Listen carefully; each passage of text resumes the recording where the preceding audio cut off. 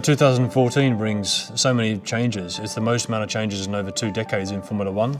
The most significant of all the changes is definitely the powertrain. We've gone from a naturally aspirated engine to a turbocharged unit. We're going to a V6 turbo engine. It's a fuel flow limited unit as well. So it means that you don't just have unlimited amount of fuel to burn. So you have 100 kilogram fuel mass for the race. In addition to that, you're not allowed to burn more than 100 kilograms per hour. And that's a profile that changes with speed. The significant change on the engine recovery system is the fact that the power has doubled. So you've gone from 80 horsepower up to 160 horsepower. But even more significant than that is the energy that you're allowed to deploy has gone up by a factor of 10. So you've gone from 10 kilojoules per lap to 4 megajoules. So those two changes instantly change the game for the ERS system, and it goes from being worth 0.3 of a second per lap to over 2 seconds per lap. You're only allowed to harvest 2 megajoules per lap, so half as much as you can deploy. Therefore, if you just kept using it at the full allowance, you would run out of ERS. So there's going to be a lot of strategic use in the race where you're saving ERS when you're catching someone, then use all of it to burst past them. Although the weight limit's gone up, the amount of battery energy required, the ERS system, the actual turbocharged power unit itself, all of the masses increased on the car to accommodate all of that. It's very difficult to even achieve the weight limit because the teams have worked so hard to try and do that, and I think we're going to see a big investment in that during the course of 2014. The gearbox is a completely new design. It's an 8-speed transmission.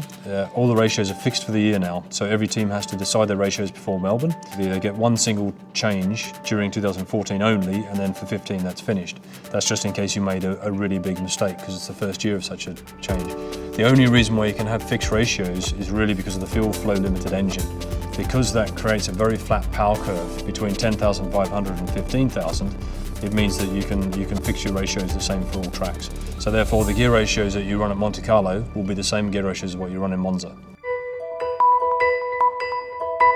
I think when you look at the new cars, the 2 or 3 areas that the fans are going to see the most are really around the front wing area.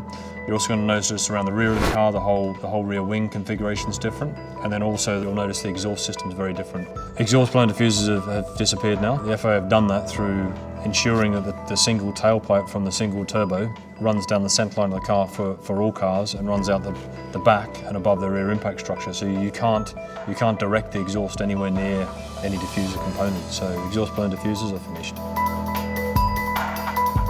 The front wing itself is 150 millimeters narrower, so 75 mil per side. That's really significant in the way it affects the airflow around the front of the car, and also the front of the chassis is lower, so that you don't see the high chassis in terms of what we've seen in recent years. On the rear wing, what we used to call a wing beam on the car has disappeared. You don't have one anymore. Therefore, you're busy trying to recover downforce, because it means that the diffuser doesn't torque to the top wing the same way it used to. By torque, I mean aerodynamically torque. The 3 things used to be stacked together. You've actually killed something in the middle, so it makes getting downforce at the rear quite a challenge. And in addition to that, you've got the exhaust flowing over the top of it now. All of your airflow on a Formula One car is very critically tuned. Even if you move something by 5 or 10 millimeters, then it can make a big difference. If you move it by 75 millimeters, you're going to make a massive difference, and then you need to retune all the airflow behind it.